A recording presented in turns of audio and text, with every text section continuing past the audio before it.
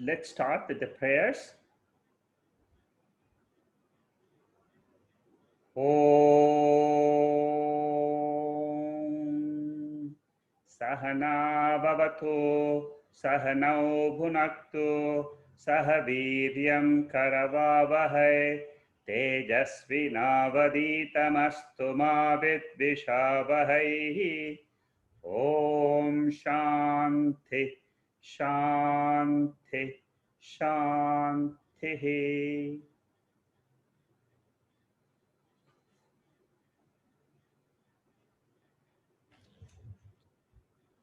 We are doing the Dakshinamurthy Stotram written by Shankaracharya.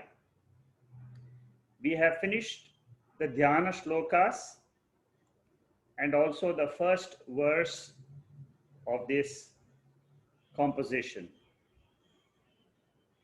This work of Shankaracharya is a very, very highly intellectual work. And it is said that he has written this after writing the Bhashyam of Brahma Sutra. It's a very profound text, very, very deep in its meaning.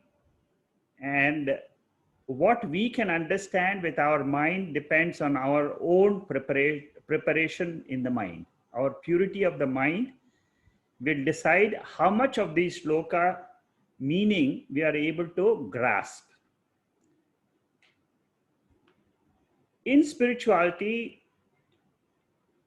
the deepest meaning is received when our mind is extremely pure.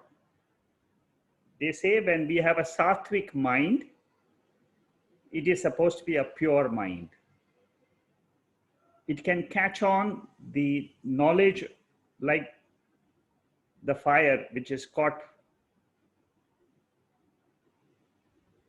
So our mind, if it is rajasic or which is agitated, disturbed, we will nowhere be anywhere trying to understand this text. We will not even be able to sit down for a class like this if you have a very rajasic or a tamasic mind.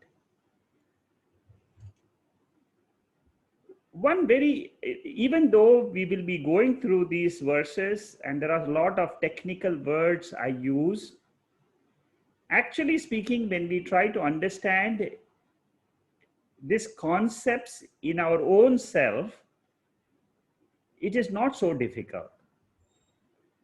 The words are only trying to convey who we are. So if we keep an open mind and say that this text is teaching me my real truth, then you will be able to get the nuances of these verses. So keep that open mind and say, yes, it is talking about me. What is my real nature? I can see the body, I know my emotions, I know this world outside, but what is this pure essence? I mean, who am I in my real essence, in the real truth? Because this body cannot be me. The body doesn't exist after a few years. The mind keeps on changing. The whole day it is absolutely, in turmoil, turbulences. So mind again cannot be me. This body is inert. You see, it's exactly like the earth, like the wall, like the table, like a chair. But there is some factor in this body which makes me listen, which makes me think, which makes me talk, which makes me walk. There is some element, there is something in me. So that is what is called as Dakshinamurthy. That inner essence in each one of us is the Lord. So this prostration which Shankaracharya makes, at the end of every verse he says, to that Lord Dakshinamurthy is my namaskar. So when we understand our real nature as pure consciousness, pure existence principle, without the thoughts, without any cognitions happening in our own mind. That is the inner essence. When I close my eyes, 1/5 of the world is gone. When I close my ears, another 1/5 is gone. So the five sense organs is the inputs for the whole universe to enter my mind. That is how I have to analyze. I am an individual. I have five sense organs. In these five sense organs, the basic function of the five sense organs is to bring the stimuli from the external world to me, who am in this body. So the mind is an instrument. I am the indweller in this body. I am the jiva. This jiva, who is the indweller in this body, is trying to understand the real nature. And this text is saying that that jiva is today attached to the sense organs and the cognitions and the thoughts in the mind. The moment the jiva drops the cognitions, drop the thoughts in the mind, it will realize its pure nature as awareness, consciousness, existence, bliss principle.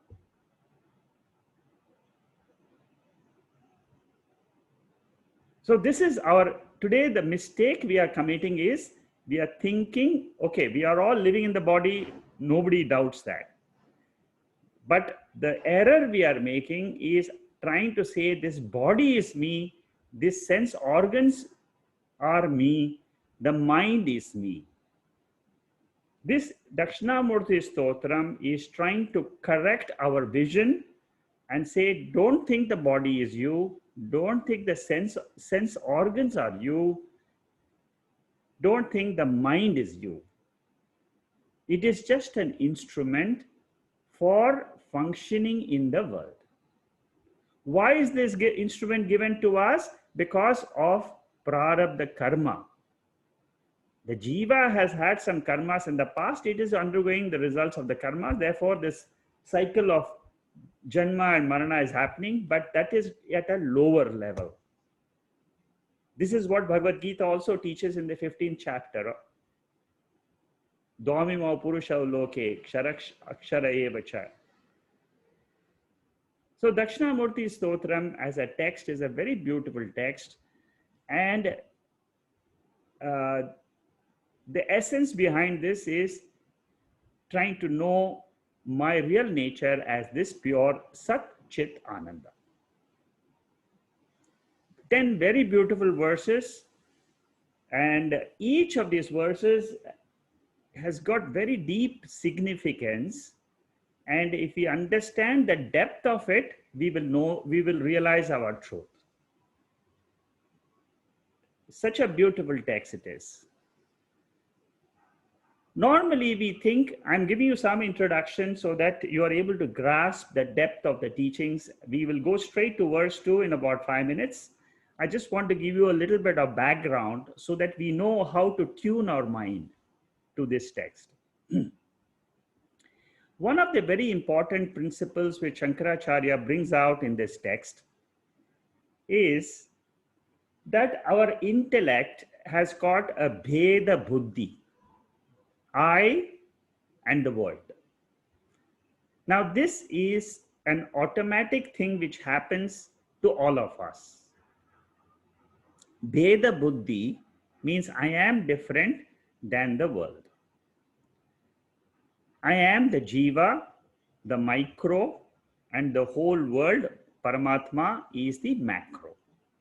Now these are all cognitions in our mind.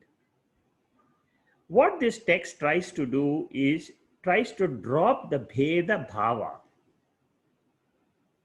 and it gives us the vision of Advaita bhava, non-dual vision, which is the core of Shankaracharya's teaching in all the texts.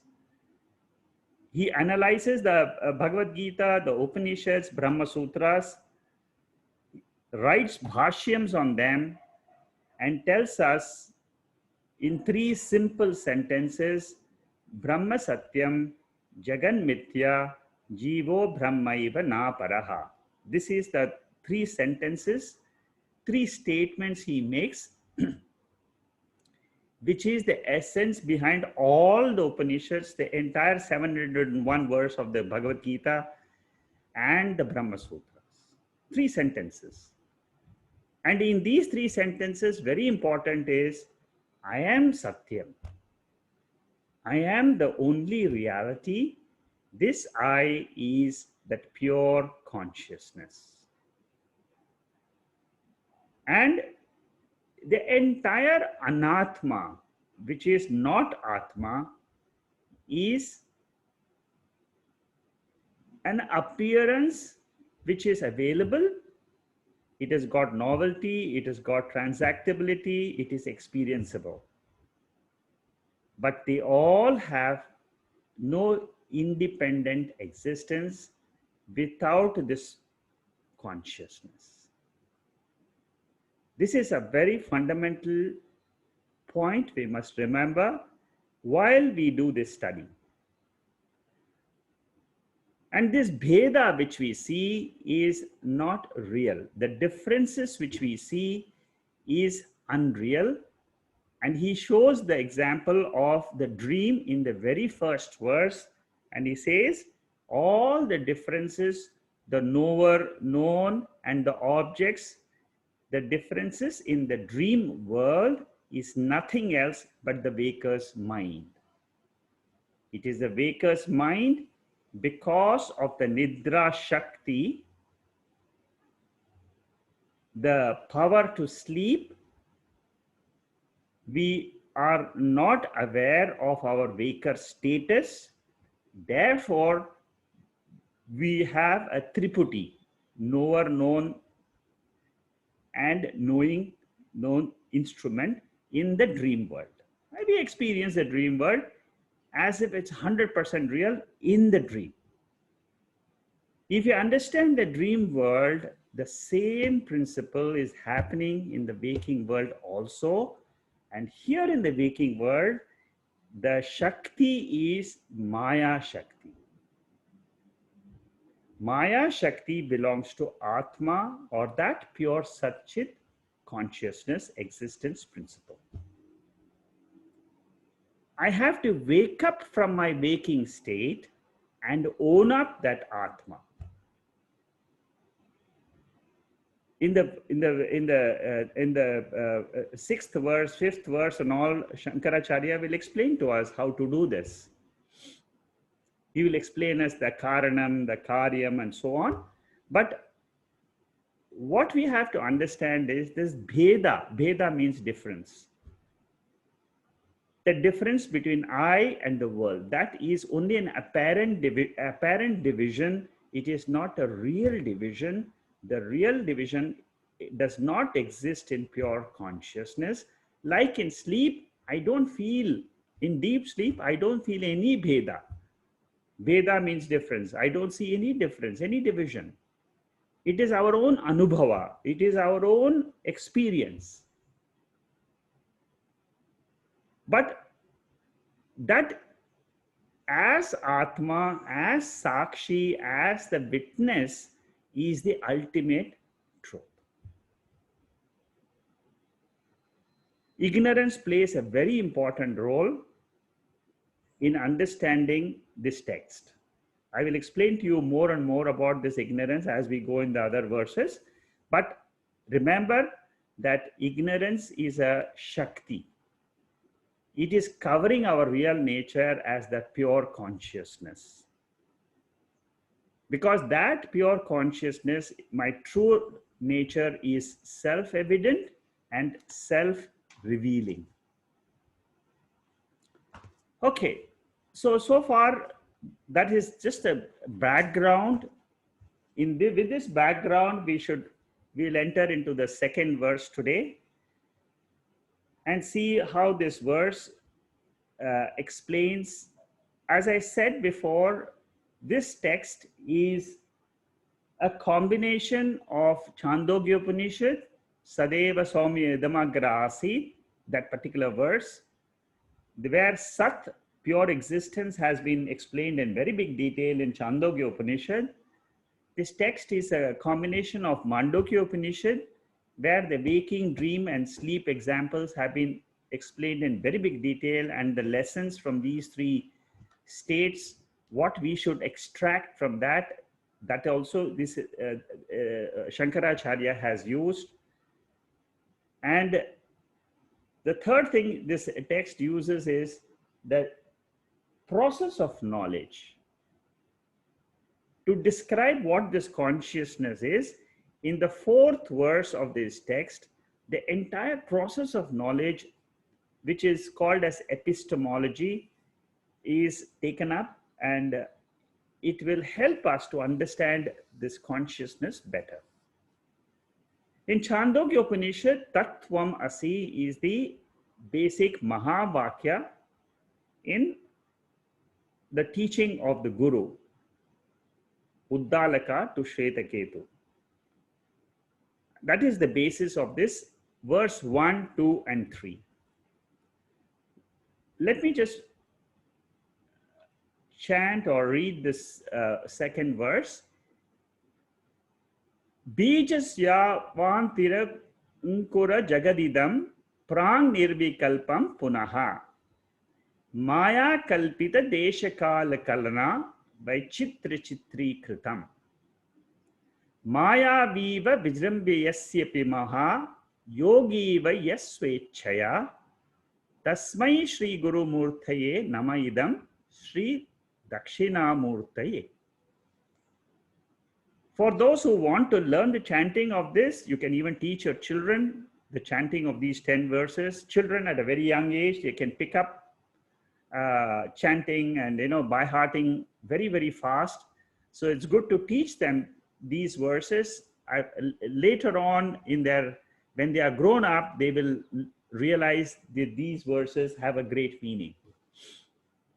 I have already circulated if you are a newcomer, if you haven't received it, you can ask me the word how to chant. There are two recordings I have which I have circulated at the beginning of this sessions. If you have not received it, write to us, we'll send it to you. Now in this verse, there are two examples given, but before we go to the examples, I'll give you the gist. Now here, the main thing is Tat Tvamasi, verse 1 covered Tvam Pada, the Jiva. Who am I? I am the one who is experiencer of the world. My real nature is consciousness, body, mind, and the thoughts, sense organs, they are all instruments of my knowledge. But I am pure consciousness. That was what was said in the first verse. The dream example was given where it was shown that all the differences which I experiences in the dream are all mithya. Mithya means appearance. They are not real. Real means something which exists all the 3 periods of time. A dream comes and goes, but the waker mind always exists till the death of this body. So compared to the dream world, the waking world is real because it lasts longer. But this is not where we stop. Waking world is again a temporary phenomena with reference to Atma, that pure consciousness.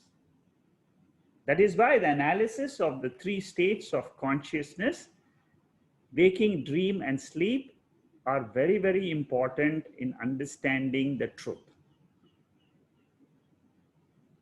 In all that spiritual study, the 3 states of consciousness will come again and again till it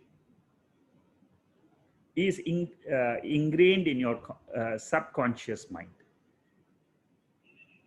because that is what we experience. Every day we experience the waking dream and sleep, waking dream and sleep. So we cannot avoid analyzing this because the truth is hidden behind these three states. The truth is hidden behind the inert world which we experience outside, as though outside, but actually speaking, it is in consciousness this world is coming. It is in consciousness the world is resting. It is in consciousness the inert world is resolving. This is become this vision should become our final vision after completing the 10 verses. All these verses are teaching us that Atma is Nij Antargatam. It is the inner essence of all, for all of us. Inner essence. We should not think of external world at all. When we are trying to analyze the truth, we have to go very deep inside us. So the second verse is dealing with Tatpada. Tatpada means the Paramatma principle, the macro principle. The third verse, which we'll take up, is the oneness between the micro jiva and the macro Paramatma. See, ultimately, what they are saying is there is only one cosmic being. Our spiritual study is to understand that God principle, that conscious cosmic being.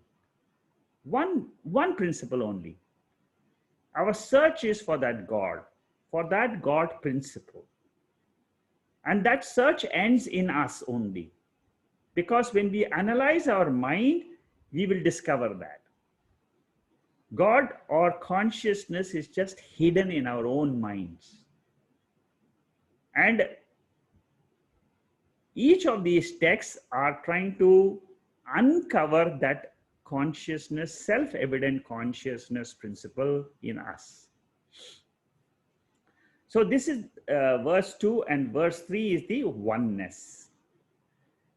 Now, Jivatma, again, this is a Mahavakya. This diagram, this broad diagram, you should always keep in your mind when you want to analyze who you are. We can never analyze who we are without analyzing the external world, or which we call it as Paramatma. Because when we look at ourselves, there is what we call it as jiva, the micro, has got two. The I has got two meanings: Bachyartha, Lakshyartha. I will repeat this Mahavakya portion in almost every text which I do, but this diagram which you see in front is the essence of all spiritual study.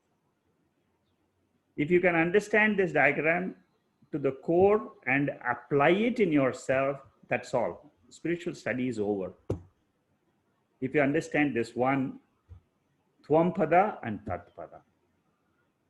This is the analysis of all the four Mahavakyas: Tattvamasi, I am Atma Brahma, Aham Brahmasmi, Prajnanam Brahma. These are all the Mahavakyas. Whenever you want to analyze a Mahavakya, Mahavakya means it's a statement of fact, which I am trying to understand. Like Einstein said, E is equal to mc squared. It's a statement of fact. So we try to understand that. Similarly, Jivatma is equal to Paramatma, and that Paramatma is none other than this pure consciousness. So when I say I, it means two things. One, Bachyartha means Laukikam. That means when I use in my transactional field, I refers to the body. I refers to the mind. In our transactions, we should never confuse and say, I am consciousness. That is only for the knowledge portion in spiritual study. Don't bring the knowledge in transactions. The knowledge is meant to make us free from our notions of body and mind. That is the only result of knowledge. And it gives us the freedom to remain in this world as pure consciousness. That is the benefit of knowledge, which is called as Jivan Mukti. So I is referred to the body and mind in our novel transaction, which we called as Vachyartha. Vachyartha means direct meaning. Lakshyartha means the same I refers to consciousness. I am consciousness is, we use this in our meditation only. When we want to know who I am, you say I am pure consciousness. When you're dealing with the world, you deal as if you're the body. You're the mind. You use your mind to analyze the situation to the best extent possible. You take decisions. We have to do our duty in the world. All the rules of the world we follow. The laws, there are laws in this world. The 5 elements constitute our body. Our mind is also the subtle portion of the same 5 elements.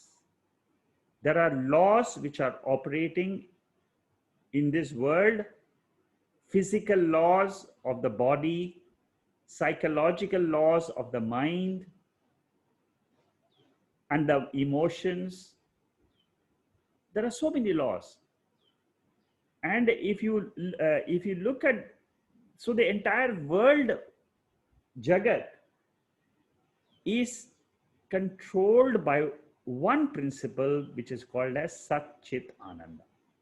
The controller, the ultimate essence behind which pervades everything in creation is this pure consciousness and pure existence. That is the power. That is the essence. You are listening to the talk. If I ask you what is in your body or in your mind, who is listening? It is this consciousness.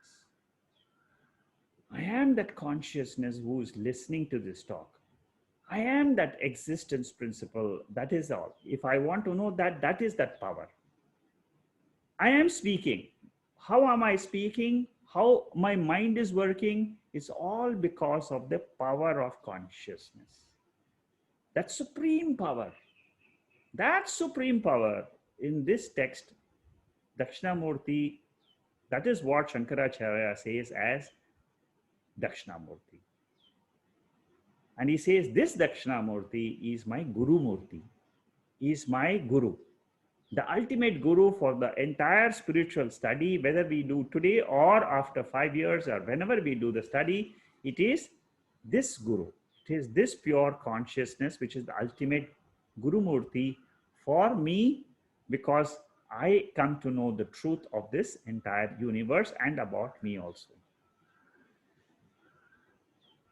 Then we go to the Tatpada. Tatpada means what? It is the macro, the totality, which we call it as Param Atma. Param Atma means it is a supreme Atma. And that supreme consciousness expresses as this entire Jagat, as the entire world. And when we look at this, that pure, that Lord, or what we call it as that pure consciousness, he expresses as the world, and he expresses as the intelligent cause and the material cause of the whole world. So when we look at the world, including me in the world, the material from which the 5 elements which constitute the body is called as the Vachyartha of that Paramatma. The same Paramatma, he also has an indicative meaning, and that is called as Lakshyartha. Lakshyartha means it is the consciousness principle, the intelligent cause, like the goldsmith is the intelligent cause behind the pot. Or the world, the goldsmith is with reference to the ornaments.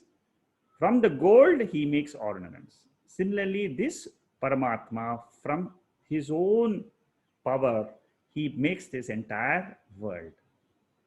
So the Lakshyartha is actually the consciousness principle. What we are going to do in the third verse is this consciousness principle, the Lakshyartha, and the Lakshyartha of the Jiva, we are going to say it is the same. That is how the oneness is built. The Lakshyartha for the Paramatma, when we look at the world, I can't see the consciousness in him, but that consciousness expresses as the easiness of the world. With reference to me, when I look at the world, I see the easiness. The world is. That easiness is called as Satta. Satta, that is what is the Sanskrit term used for pure existence. I have referred to this Mundaka Upanishad verse which says Yatorna Nabhihi Srijate Grihate. As a spider projects and withdraws the web, I have explained this verse last week. Like the spider, it projects the web and creates the web from its own material, from its own body, and it is the intelligent cause behind the web. Similarly, this Ishvara, this one principle which we are calling as Satchit Atma principle, that principle is both the intelligent and material cause of the entire world.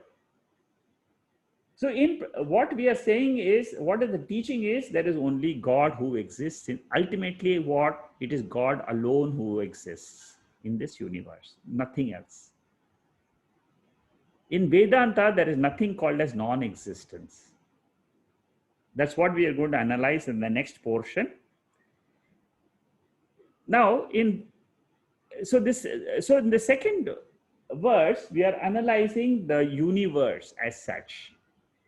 We are analyzing what the whole world is, what the world is, and how to try to understand that pure consciousness principle, existence principle. The existence principle is what is revealed in this second verse.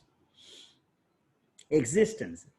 My body is, the world is, sun is, the whole, every object in the world is, the tree is, we say everything is. What is this isness? Now this is explained in Ghatabhashyam in Brihadaranyaka Upanishad. This is what I am referring to. In Brihadaranyaka Upanishad, there is a very, very beautiful Upanishad. It's got a lot of depth again in Vedanta. One of the very important portions of the Brihadaranyaka Upanishad is Ghatabhashyam, and where they try to understand what is the pot and what is the clay. They try to understand pot and clay, and then they try to say the same thing with reference to the world also. They compare it. So the question there which they ask is, the theory of creation, does a pot exist in clay? Was the pot, that means you see, before a potter makes the pot out of a clay, the question asked is, was the pot existent in clay or not? Or a pot was not existent in clay? These are the two possibilities. This is how they analyze with reference to pot and the clay. Does an existent pot emerge, or does a non-existent pot emerge out of clay? Is existent pot coming out of clay, made by the potter or a non-existent pot created by the potter? Its answer is very simple. Existent pot is already existent, so it cannot be created. So it cannot emerge. If it is already existent, it cannot emerge. A non-existent pot can never emerge because it's always non-existence. It's illogical, it's ungrammatical. So when we say non-existent pot is born, it is again not logical.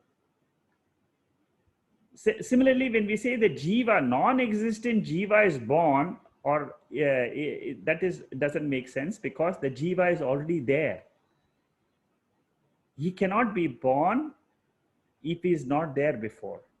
None of us can be born if we were not there before in some form. Therefore, what? We are all existent principles. That's what the essence teaching behind all this is. What we are trying to understand is, I am always existent. From non-existence, I cannot be here in this body. So, subject pot was always hidden in the clay. Existence cannot be a destination of anybody because it is our nature. And similarly, non-existence can't be a destination of anybody because again, my nature is what? I am always existent principle. So in Mandukya Upanishad, which we will analyze, which we'll be doing after this text, Shankaracharya, or his grand guru, he has written a commentary, and in that commentary on that Upanishad, he says that this world is coming out because it is existent. That principle is called as Satkarya Vada. In the 4th chapter of Mandukya Upanishad, Gaudapadacharya says a non-existent thing can never be created, and an existent thing cannot be created also because it's already existing. Therefore, he says there is no creation at all. This is the question, very beautiful question Uma had asked last week after the end of the class. She had asked, is creation there or is appearance there? This question has been answered in a very, very important text like Mandukya Upanishads. So that question is a very beautiful question. So what it says is, there is no creation at the ultimate sense. Creation is wrongly used for manifestation. Can we say the dream was created? No. The dream already existed in my mind. It was projected. As a waker, the dream was there. I mean, tonight's dream, each one of us will dream something or may not dream. Or after 1 week, you'll dream something. So where is the dream coming from? It is there in the Karana Shariram, in the causal body. The thoughts, impressions are there, that gets projected. So creation is a wrong word for manifestation. So this whole world from the consciousness angle is a manifestation. This we should be clear. As we go in our spiritual study, this point will become much more clearer in the 4th verse. In the 4th verse, they will explain how does this knowledge take place in us. At that time, you will understand this much better. So when a thing is existent in unmanifest form, it can come to manifestation. This is clear. From unmanifest, the dream comes to manifest. Similarly, from unmanifest condition of the world comes into manifestation. That is how we understand. Some examples are given. Butter, for example, is unmanifest form in the milk. In the milk, I can't see the butter. invisible. But it's the same milk which gives me butter. Unmanifest, undifferentiated potential form is the butter. Similarly, sugarcane juice in sugarcane, oil in oil seed, electrical energy is potential energy in a waterfall. So manifestation is what? It's a transformation from unmanifest condition to manifest condition. This is what is the inner meaning of the second verse. Bijasya antaram means from a seed the whole tree comes out. That is what is the essence of the second verse. He gives that example. What we are trying to understand is manifestation principle, the principle of manifestation and manifestation, which happens in this world. So creation is janma vikaraha. Janma vikaraha means what? Birth, a transformation is called as birth. Destruction means what? Marana vikaraha. It's again a transformation. It's a modification. There is something which is existing. It modified. Asti, bhati, all that 6 modifications we have seen. Jayate, vardate, viparinamate, vinashyati. These are all the 6 modifications taught in the Tattva Bodha for the body. So it is basically bhava vikara. It is what is seen as a bhava. Bhava means as something cognized. It's a cognition. So in Shankaracharya, he is establishing in this second verse of Dakshinamurthy the Satkarya Vada. Satkarya Vada means the creation or the waking state in particular is already existing in potential form, and it comes into manifestation, again goes to potential unmanifest condition, again comes to manifest. This is how the world is. This is a very unique explanation of the world. As per Vedanta, the Vedanta has gone so deep into the field of consciousness, and then all this can be understood only when when you take it from the consciousness angle. If you try to analyze sitting in waking state and trying to analyze the waking state experiences, you will never be able to appreciate these terms of manifestation and manifestation. So the first thing we should understand is there is a pure consciousness state, Turiyam state. There is that. We must all believe in that first. Once we believe there is a pure consciousness state in which there is nothing else. Purnamada Purnamidam. That Purnamada is that pure consciousness state. From there only this whole Jagat comes in. The whole world comes in, again it goes back. Again the world comes in, again it goes back. This is a phenomena. It's a phenomena of the 5 elements and the consciousness. This is how the world is. I'm trying to understand the bigger picture by trying to come out of this body and seeing the whole world as pure consciousness or pure existence principle. From there, when I look at it, the world is appearing, disappearing, appearing, disappearing. In me, the pure consciousness. This is how my ultimate vision should be. Saddarshanam is nothing else but this vision. This pure vision of consciousness existence.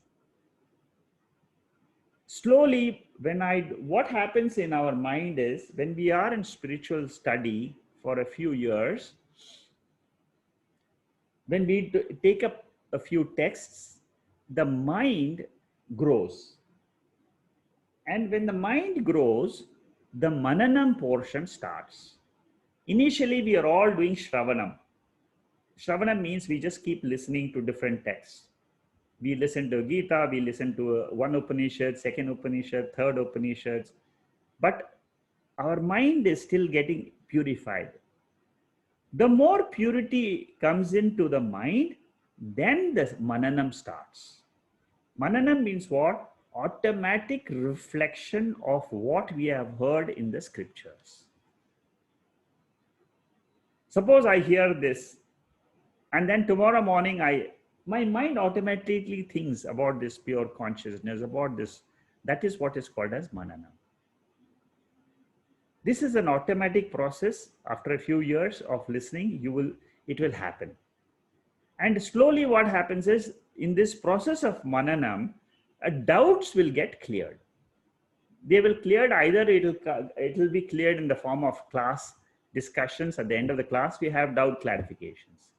So in the form of clarification of doubts, slowly, our mind becomes more purer and purer, and it can then get the power to go to the depth of that consciousness. When the doubts get cleared slowly, what happens is my ignorance goes away. The ignorance, that the veiling goes away. The veiling of my own nature, which I have been living with. It is there in me. It is there in all of us. But I never knew that I am that pure soul. I am that pure consciousness.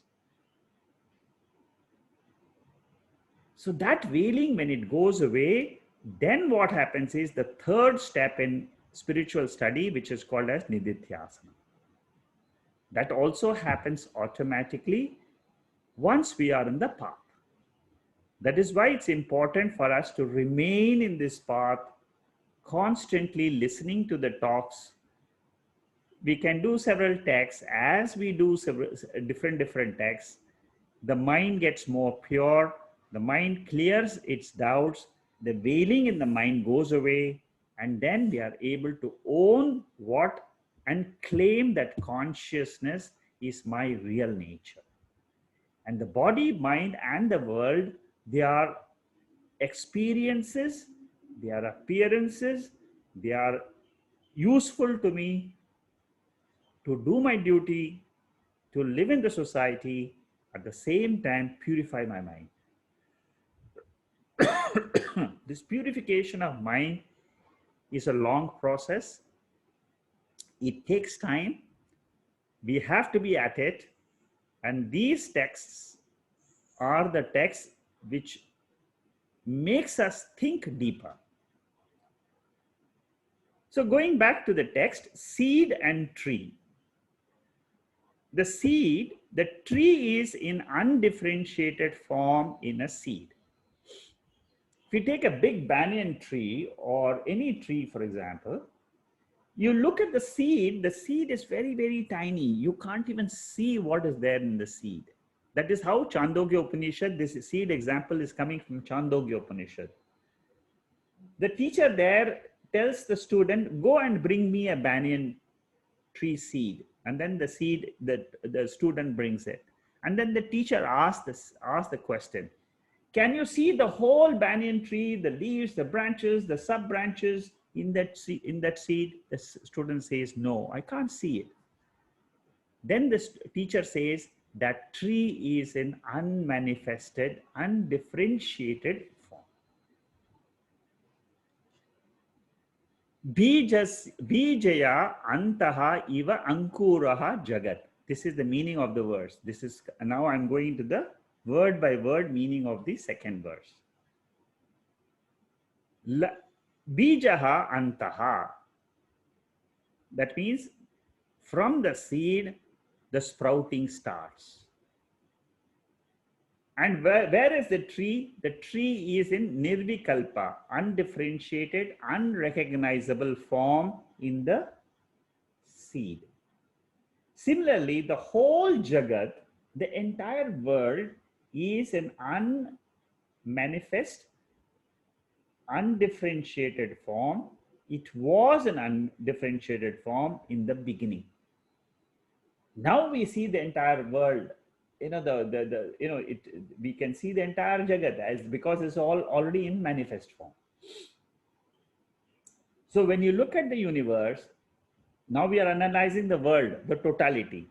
Now this verse is telling us how the whole world came into being.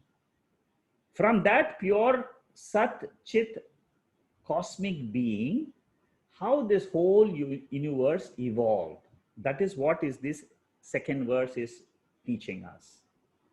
The whole world includes me also. Yeah. So the one very important factor we should always remember is don't try to stand apart from the world and then try to understand the world.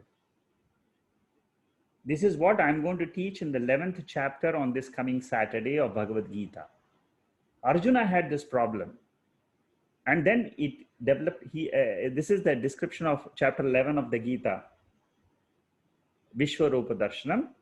So whenever we are trying to understand the world, we must put ourselves also into this world and say, yes, there is this whole Nirvikalpa Avastha is there in the whole cosmos.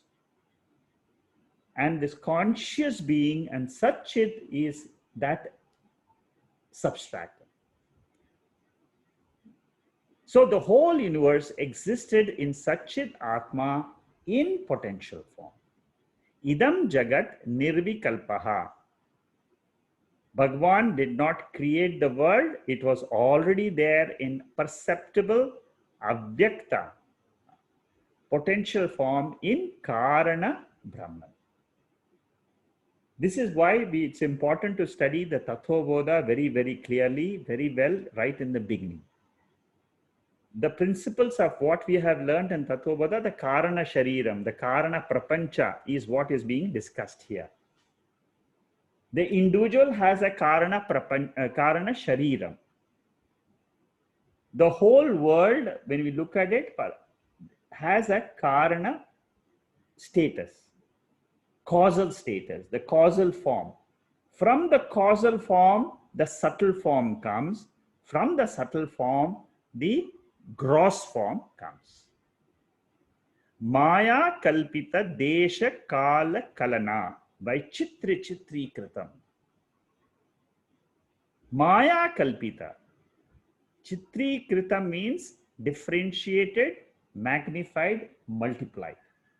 That means from that pure Satchit principle, that pure consciousness principle, this entire world which we see, Mars, Jupiter, planets, satellites, everything has come out from that one principle, which we call it as the cosmic being. In the last verse, in the 10th verse, that cosmic being will be described. In Dakshinamurthy Stotram itself, Shankaracharya will describe how that cosmic being is. There he will say that the 5 elements, the sun, moon, and a jiva, they form the entire cosmic being. Now here he says, Maya kalpita desha kala kalana. The difference is caused, Bheda. Now this is where I was trying to say in the beginning of the talk, that Bheda Abheda. Bheda means difference. I see a difference between me and the world. I am different, the world is different. But this difference is only at the gross body level, not at the causal level. Space, time, here, there, elsewhere, past, present, future, these are all Bheda. Past means it happened last week. It is a vertical Bheda, difference in the vertical column. Then if you look at the horizontal column, the differences are, I am here, America, somewhere far, Malaysia is different, India is different. So space and time are what causes the Bheda, the differences. The moment in sleep, for example, we don't experience any division at all. Everything is in one undifferentiated condition in our sleep state, which is the causal state. in which we all are existing. Every day we experience that. Our sleep state is a sample of how the world will be in its causal form. When you look at the cosmic being, he also has a sleep condition. He also has an unmanifest condition, and that the whole world goes into unmanifest condition. Again, it springs back.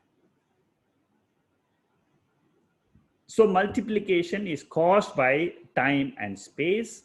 They are responsible for perception of plurality. Suppose there is no time or no space, this plurality will disappear from our own core consciousness principle, as in sleep.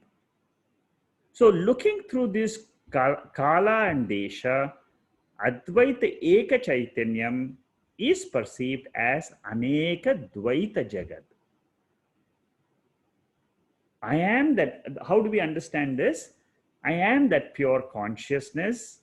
In me, time and space comes and goes. When the time and space come, plurality is experienced, and then when the time space goes off in sleep, I experience Advaita. And this what we experience, this is called as Maya Shakti. We have to look at it not from the body angle. We have to look at it as pure consciousness angle. And then we say that this whole time space is coming out from this pure consciousness state. And in time space, we experience all transactions, plurality, the whole universe, the entire Jagat. And this is called as Maya Shakti. This exists in pure consciousness. That pure consciousness state, the Turiya has this Maya Shakti. Brahman continues to be non-dual. That means that pure cosmic being is always non-dual. Non-dual means what? The whole world comes and exists. That pure consciousness creates, sustains, and resolves the whole universe into itself. When this Shakti is activated, it is called as Vikshepa Shakti. In us, how do we understand in our experience? As soon as my mind is awake in the morning, that pure consciousness activates my mind. And then I go through the transactions of the day, and then I go back to sleep. Waking, dream, sleep, waking, dream, sleep. What happens is my own karma is the activating principle. My karmas are ready to be fructified into actions, so I wake up. And behind this karma phala, the data is the reflection. That Paramatma is there in my body when I say means that consciousness principle is the one because of which this entire body becomes sentient. For a few hours. Again, it goes back into the sleep mode. Again, it comes back. This cycle continues for several janmas. This is how our experiences are explained by Shankaracharya. So non-dual Brahman appears to be the pluralistic world. When you remove the time and space, the goggles of time and space, in sleep, what happens is the variety goes away. And only one non-dual consciousness alone remains. So the essence of this verse is what? That pure Satchit principle, that pure existence consciousness principle, or what we call it as Brahman, is the cause of the entire universe, both the intelligent and the material cause. It projects the entire universe. and again resolves it, again projects, again resolves it. And we as the individual experience the same thing in our three states. And what we have to understand is, coming out of the three states, we have to go beyond the three states and say and own up that pure consciousness, pure existence principle beyond the sleep state as our real nature. This ignorance about our sleep, this is the second sleep. We have to wake up from that sleep. This is what the Guru Dakshinamurthy does for us in these 10 verses. He says, now wake up from that sleep of ignorance, which has been there with us for several births according to the scriptures. Waking up to this higher nature is the objective behind the teaching in the second verse. The Lord here explains how the whole world exists and resolves.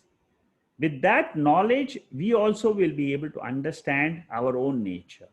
That Sat principle, if we understand, this is how the isness is explained. Consciousness is explained in the one which is behind our mind, the witness consciousness of our mind.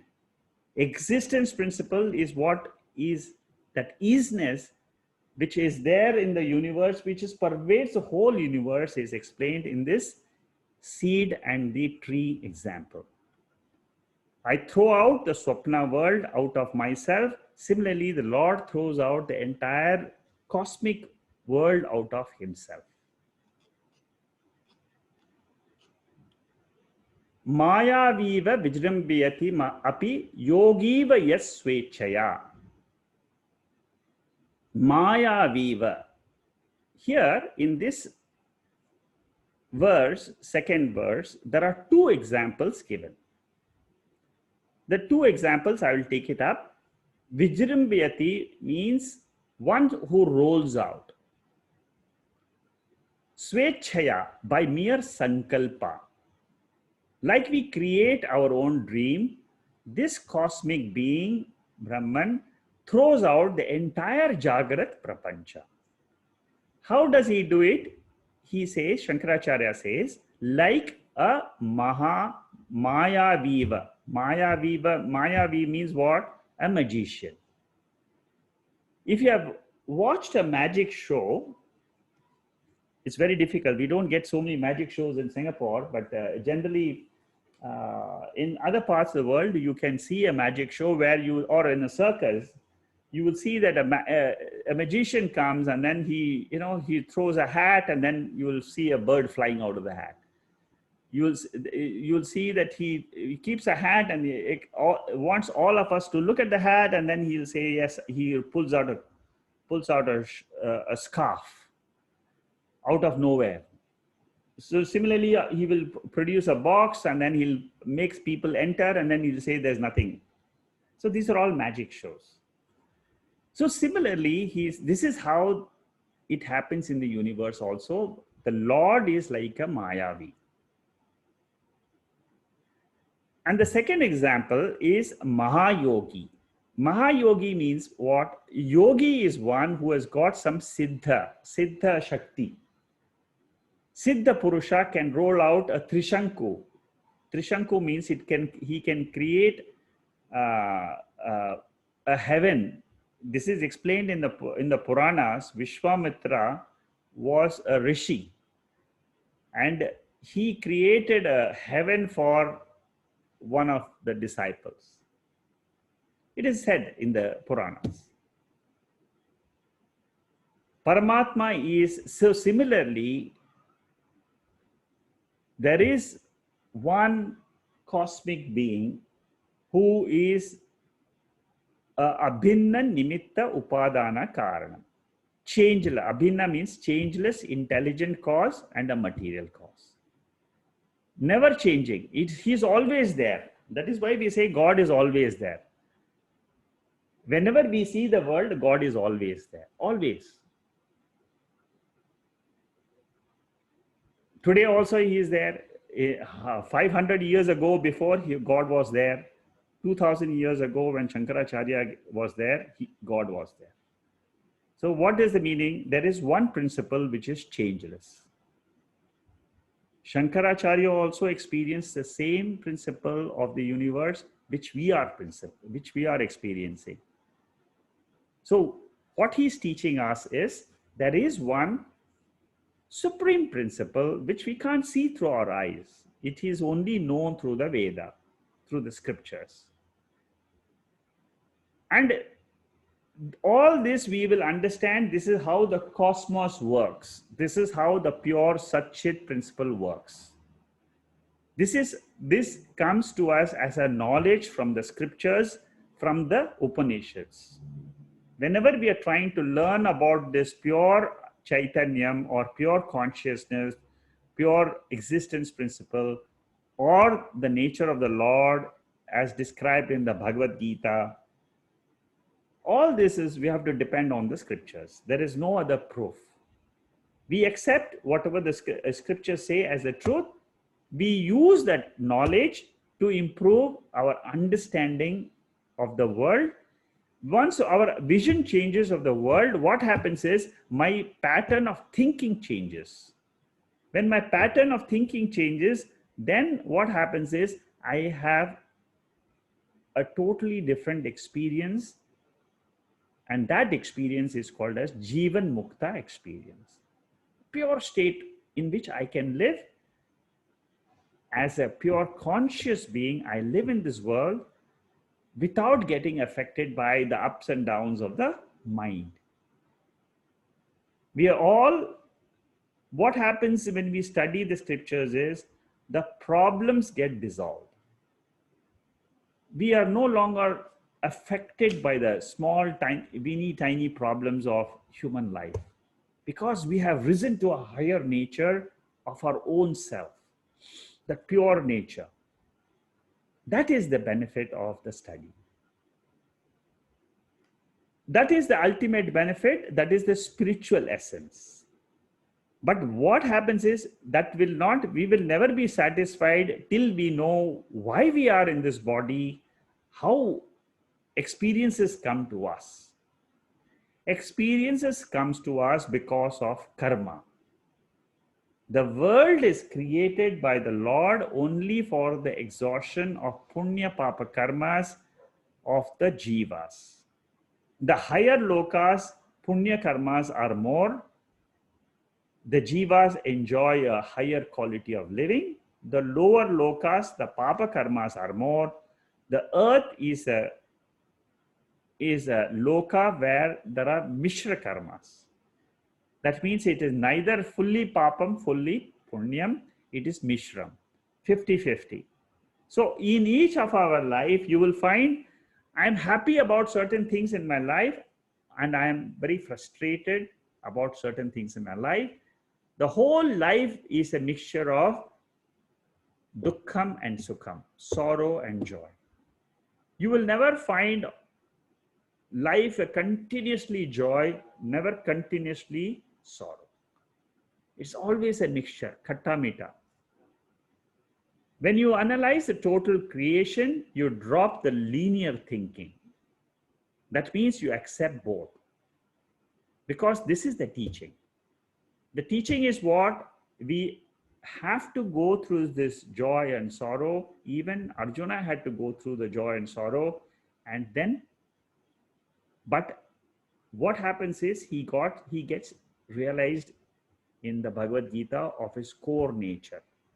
So similarly, we can also realize our consciousness nature and still live in the world without getting affected. So here what we are saying is that there is no beginning or end in creation. It is a cycle. It is a circle. In a circle, there is never ask a question, when did my first karmas come? When did my karma come? Before my first karma, was I there or not? These are questions which cannot be answered because it is a cycle. It has no beginning, no end. Na rupamasye na tathopa labhyate nancho na chardhan na chaham pratishtha ashwattamenam suviruda moolam asanga shastrena dhridena chitva. This is what in the 15th chapter of the Gita, Lord Krishna says, this narupamasya, that means there is no beginning or end for this creation. The same principle Shankaracharya is teaching us. In a segment of a creation, linear thinking is possible. That means I am the cause of my daughter. You are the cause of your son at a segment of the creation. But once you go to the Karana Shariram level, at the Sthula Shariram, Sukshma Shariram level, we can say there is a cause-effect relationship. The seed is the cause of the tree. Similarly, the next tree is caused by the seed of the current tree, and so on. This is a cycle. But when it comes to the Karana Shariram and consciousness, this is taken up in a higher text called as Vichara Sagara. In that text, they say the cause effect is there at the two levels.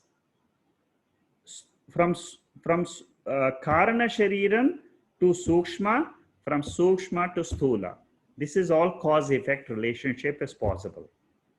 But that substratum and the superimposition comes in the between that pure consciousness and Karana Sharira. So this is how we understand the nature of the universe. Tree has a beginning, it has an end. Gita has this verse, very beautiful verse, in the 18th verse of the 8th chapter. Abhyaktad vyaktaya sarvaha prabhavantya ragame ratragame praliyante tatreva vaktav sanyake. From the unmanifest, all the manifest proceed at the coming of the day. At the coming of night, they dissolve verily into the unmanifest. If you understand this verse of the Bhagavad Gita, you have understood the second verse of the Dakshinamurthy. Punah punaha Brahman srijate. This Brahman, this pure Satchit principle, expands and contracts, expands and contracts. It is an eternal process. Nobody can stop this. Will I wake up tomorrow? Will I have waking states? Yes, of course, because that is the law of nature. Understand the world like a Darpana Nagari and a Swapna. These are the two examples which we took up in the first verse. Darpana Nagari means it is a mithya world, the reflection in a mirror. Swapna means it is again an appearance. That is what was taught in the first. That means the entire Jagat, the Jiva experiences is mithya. In the second verse, two examples are taken. Mayavi, the magician, he springs out and he springs out the universe. The way he creates, he makes things appear out of nothing. And Trishanku, a yogi, he can create things from his own siddham, from his own power he can create. Similarly, so these two examples show that there is a cosmic being,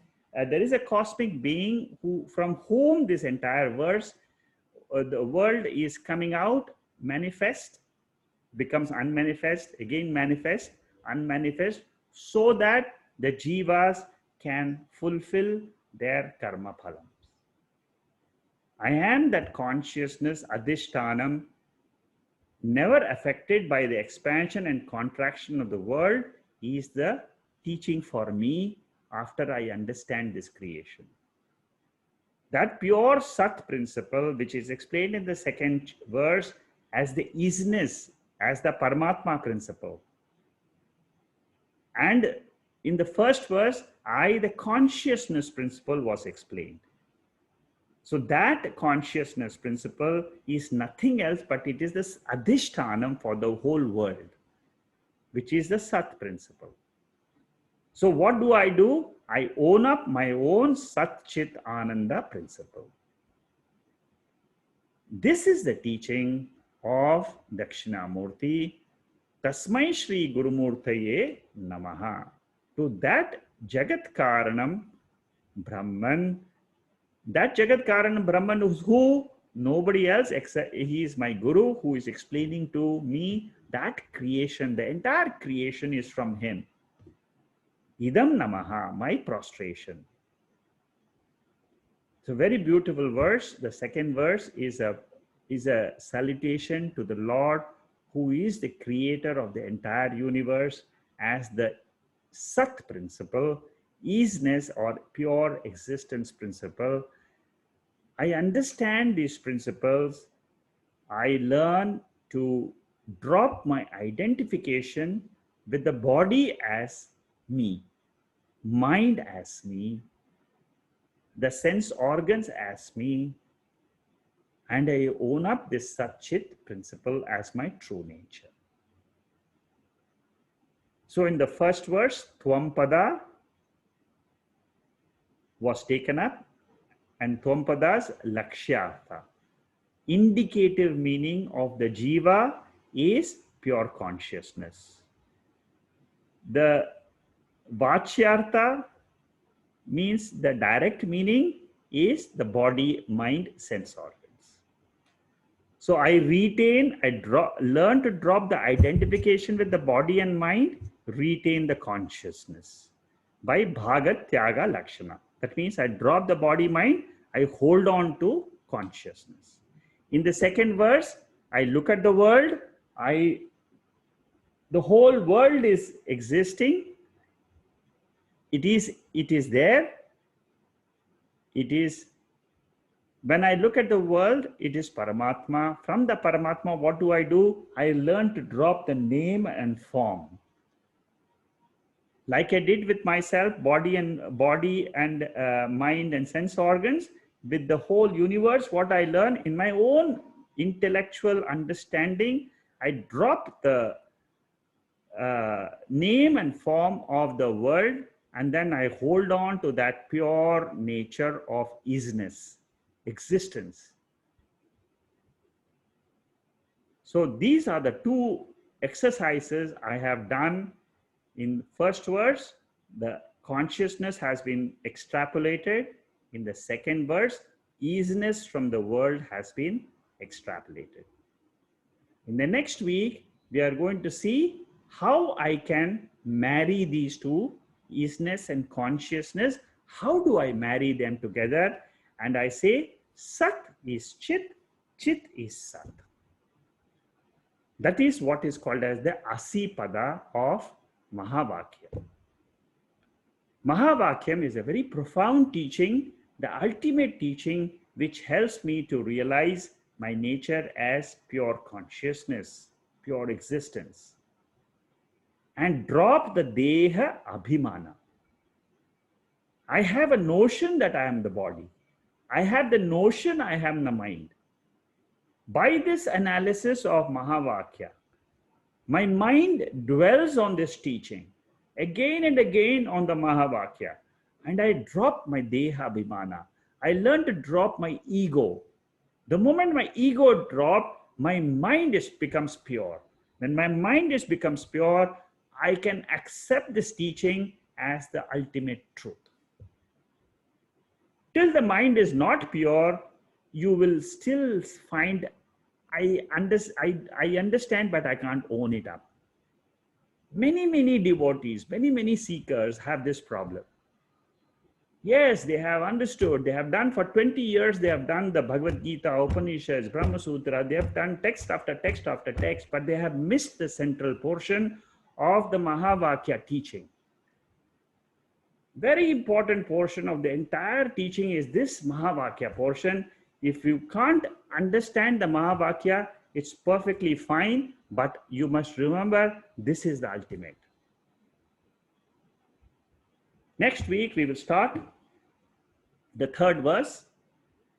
Like I said, let these thoughts run into your mind, analyze, let it, you may not understand the full depth in the beginning, but when you listen to this again and again, punah punaha, what happens is this teaching goes deeper into the subconscious mind, because the mind learns to drop the normal other notions as I. Listening again and again, what happens is the mind's notions get dropped. This is a process of teaching. This is a process of spiritual realization. With that, I'll close today, and then if there are any questions, we can discuss. And next week will be the third verse. Om Purnamada Purnamidam Purnat Purnamudachade Purnasya Purnamadhaya Purnameva Vasishyade. Om Shanti Shanti Shanti. Hari Om Shri Gurubhyo Namaha. Hari Om. Okay, if there are any questions, we can take it up now.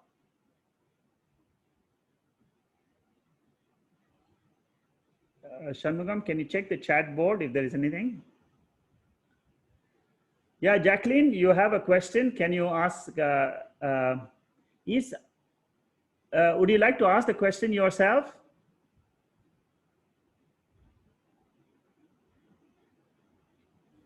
Yeah, Jacqueline, are you there? Okay, yeah, it's just unmute. Mr. Shekhar, I have a question. Question number one, unconscious, we are consciousness, and there is part of it is unconscious, right? And if the part of it is unconscious, is it equal to manifestation, and is equal to darkness, and is equal to ego? In a way, yes. The way you have described unconscious is basically what you're saying is ignorance. You see, when you say unconscious, it means ignorance. So you're absolutely right. When we use the ego, it is nothing else but ignorance. Okay. So the right word to use is not unconscious, but you can call it as ignorance, and that is what is called as darkness. Okay. So the entire waking state is basically an ignorant state, but this is what we are trying to wake up. We are trying to wake up from our ego state to the non-ego state, which is the pure Atma. Yes. Okay. So very, very good question, very deep question. I'm glad you are asking this. It shows that you have been thinking a lot on this. Thank you. Okay. And another question, another one. So is it equal to unmanifestation? Ego is actually manifestation. It is not unmanifestation. Unmanifestation is a state of our sleep state. Oh, okay. See, ego means immediately it has come into manifestation. Non-ego state means the mind has gone to sleep. That is what is called as unmanifested. Oh, the mind has gone to sleep. Yes, the mind wakes up is manifestation. Mind goes to sleep is unmanifestation. Consciousness is the one which is illumining both the states. Yes. It illumines the state of manifestation of the mind, which we call it as Jagrat Avastha, which we call it as the waking state. The mind goes to the dream state, that is also a manifest state. And in that state, what happens is the sense organs are not functioning. Only the mind is functioning. It is functioning, and the projection of the vasanas, the impressions which we have in our causal body, they are a part of the prarabdha karma which we have to exhaust. That means our impressions are getting exhausted. That is also being illumined by consciousness. Then what happens? We go to sleep. We means what? The mind goes to sleep. When the mind goes to sleep, we experience blankness. We experience bliss. We experience undifferentiated condition of the universe, exactly like the seed state. So the seed represents the unmanifest condition of the tree. The tree represents the manifest condition of the mind. When the mind again wakes up, again we see the whole world. Again the mind goes back to sleep, it becomes unmanifest. Are you clear now? Yes, to certain, yeah, okay, thank you. Wait, okay, just now you were saying that, in fact, all of us here listening to you is because our consciousness is asking us to listen to you. I mean, yeah, I mean, so many people out there, just a few of us. Is it that our consciousness illuminates us to be here to listen to you? Yeah, what you're indirectly asking is that, you see, each one of us is a seed. In our seed, today we are supposed to listen to this conversation on the Dakshinamurthy. Our karma is, my own karma has pushed me in the morning to wake up, listen to the talk today, and I go to sleep. I have done other things apart from listening to the talk. I have done so many things during the day. It is my own karma. My own karma means the result which I am supposed to enjoy in this life of mine. Again, I go to bed. You see, your life and my life are different. You have a certain experience of the day. I have a certain different experience of the day. So your own karma is pushing. The consciousness is only the light which is illumining the mind. To wake up, again go to sleep. Again wake up, again go to sleep. So consciousness is the Atma. It is changeless. I am the, what I have to do, I am the indweller in this body. Actually, I am the reflection of that pure consciousness only. By ignorance, I'm identifying with my mind and this body which I see in the external world. I have to drop this body identification and own up that pure consciousness as my nature. The moment I do this, I am free.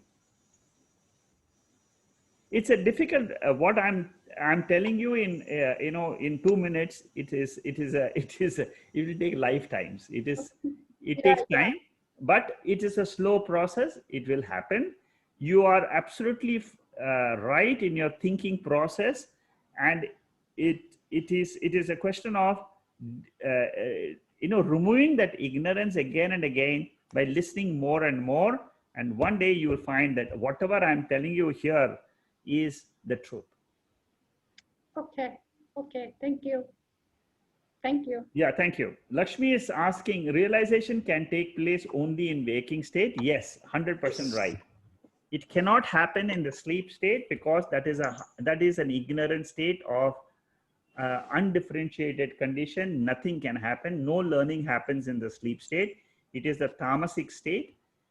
In the dream state, it cannot happen because there is no willpower there. It is only a bhokta state. The jiva there is just a bhokta in dream. It is only in the waking state we are a karta and bhokta. That means I have a willpower I can use to learn something new. And through this learning, I understand the nature of this Lord, this creation, and this body and mind. So Lakshmi, you're clear? Yes, sir. Yes, sir. I got Okay. it. Okay, thank you. Jnanam can happen only in the waking state. Yes, Vijay, you have already answered that. Is there anybody else who needs to ask any other question? I don't see anything else in the chat box. Wait, Mr. Teacher, I have one more question. Yeah. In fact, realization is equal to consciousness, right? It's equal to pure consciousness, right? Yes, yes. Yeah, because I may be confused. Realization, enlightenment, and then eternal. So in fact, realization itself is another word that during waking state, we are saying that, you know, yes, we have the mind, but we are not the mind, we are the consciousness. And therefore, at the day that we are free, we are saying that we have realized at the waking state. Yes, you're right. Okay, thank you. Okay, very good. Shekaji, Bolo, yeah, Bye. this is the last question. When a sleeping person wakes up, what is his experience? Yeah, when a sleeping person wakes up, he thinks that he just slept, he had a good time in sleep, and he wakes up. All our experiences are the same. Your sleep experience, my sleep experience, Venkatesh's sleep experience, all our sleep experience are the same. And only thing we don't know is that in the sleep state, I was one with the consciousness. This I don't know. This ignorance is there in the waking state. I think that this body and mind is very real because, you know, I have been, my mind has always been going outside. I have never asked this question, who am I? Only when I come to this Gita or Dakshinamurthy Stotram or this Upanishad classes, I started asking this question.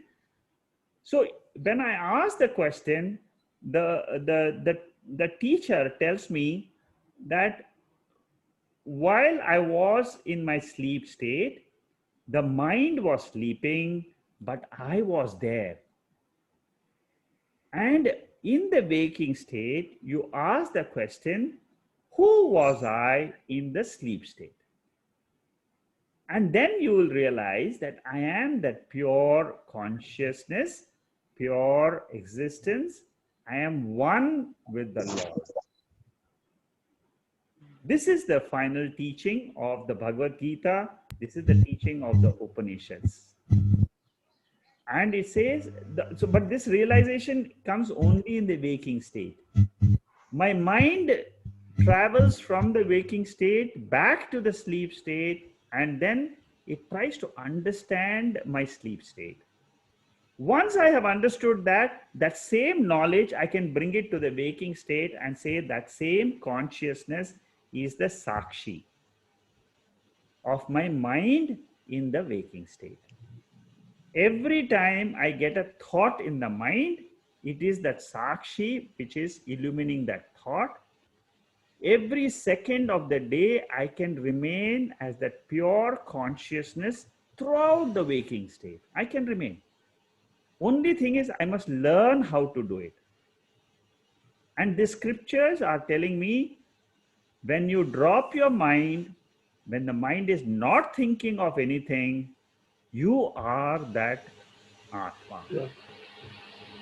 That's all. You are that pure Atma, that pure consciousness. Then the mind is not having any thoughts. Be aware of that state of yours, and you can remain in that state throughout your life. That is what is called as the Jivan Mukta status. That is what is called as the realization status. Very good question, Bhai. Good. This is another one, Shekaji, as you were saying, non-existent things cannot be created. What do you mean by that? Yeah, non-existence, for example, if something is not there, see, for example, we never experience a flower in the sky.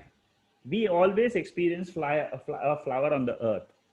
So with reference to a flower in the sky, it is non-existent.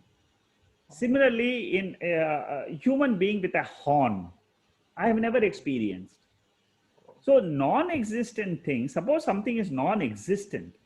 Suppose you say that this never existed. Suppose there was human being never had 20 legs. So Yeah. this is called as non-existence. So non-existence will never come into existence, and existence cannot go to non-existence. That is another thing. Okay. Okay. Thank you, Sekaji. This is something which we have to understand. That's all. So what we are saying is, I am there. Nobody can say I was non-existent before. Your mind cannot think of your own non-existence because it doesn't have any truth. Suppose I ask you to think that you are non-existent. You can only think that your body is not there, but you can never say I am not there. You can never experience I am not there, because Sat happens to be your nature. Sat and Chit happens to be your nature, my nature. Consciousness is always is. So So consciousness is the only thing that remains. yes, that always remains. So when the body is gone, I am still there as the consciousness. But then you might say that others, I cannot see the others after the death of the body. Then that basically what it means is, if I am the pure consciousness, I always remain as that. What the scriptures tell me is, the body, your own body, which you are seeing today, is only an appearance. In the waking state, you are seeing the body, but in the dream state, you are not seeing this body. In the sleep state, you are not seeing this body. So what is your real state? Is the sleep state the real state? Or is the dream state your real state? Or is the waking state your real state? So you are just the witness only. Yes, exactly. You got the point. You are only a witness. You're only, even now. So don't think that after death people will not be able to see me. I will not be able to see others. That happens even today. In different states, this is what is happening. Yeah, you once go, you cannot see you again, right? Yes. There won't be another Sekaji again. Yes, there's no other shaker, there's no other Bahubai, but then this is all with reference to the body. Yeah. The question is, you're only referring to the body and asking. Yeah, Venkatesh, you want to say something? Yeah, I just want to ask one specific thing actually. I was just thinking, we are now discussing manifestation and unmanifestation with reference to the seed and the plant, like tree and the seed. So that keeps on happening.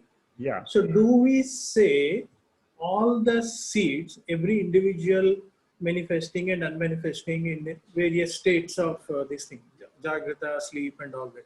Yeah. So my question is, so do we say that consciousness is a seed of all seeds? Yes, Like, it is. It is the seed of all seeds, but it is not a seed.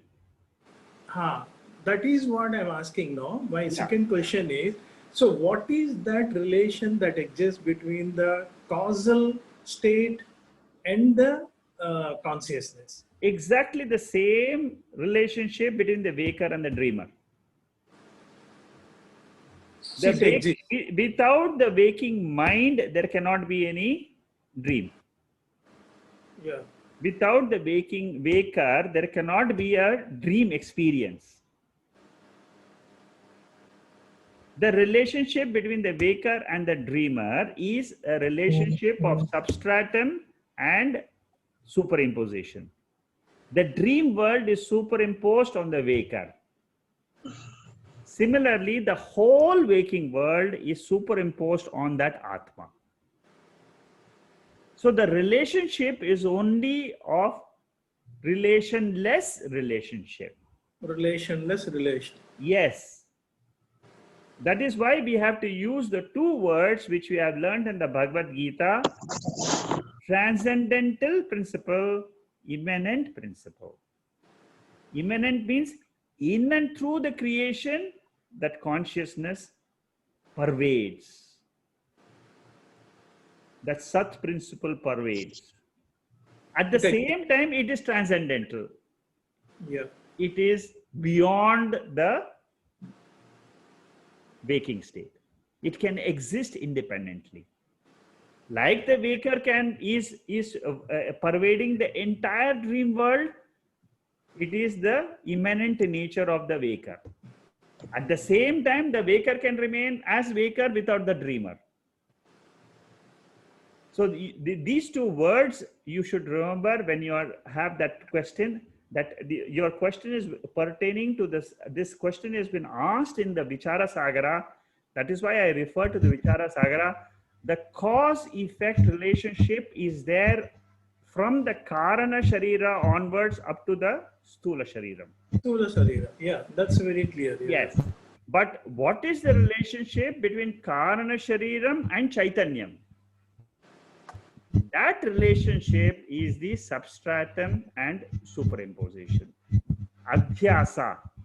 Adhyasa, superimposition is the relationship. That is what is Shankaracharya's basic philosophy of Advaitam.